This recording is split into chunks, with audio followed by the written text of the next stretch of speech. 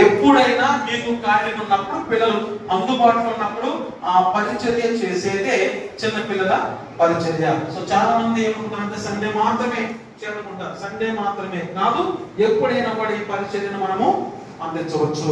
Okay, alright. ఏమిటి అవనాలో పిల్లల పరిచర్య ఏం చేస్తామంటే, మొట్టమొదటిగా పిల్లలకు ఆటలు ఆడిస్తాం. సో అవన పరిచర్య, అవన క్లబ్ మొత్తం ఉంటుందంటే మొత్తము 120 నిమిషాలు.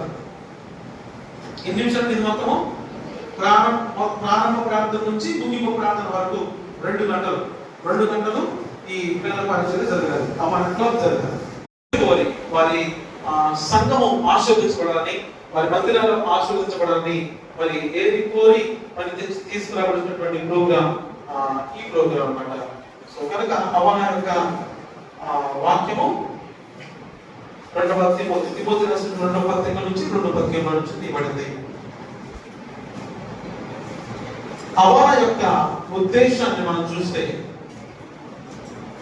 2 ప్రాముఖ్యమైనటువంటి ఉద్దేశాలు ఉన్నాయి. అవన ఎందుకు స్థాపించబడింది అంటే 2 ఉద్దేశాలు. ఒకటి సువార్థీకరణ, రెండవది శిష్యత్వం.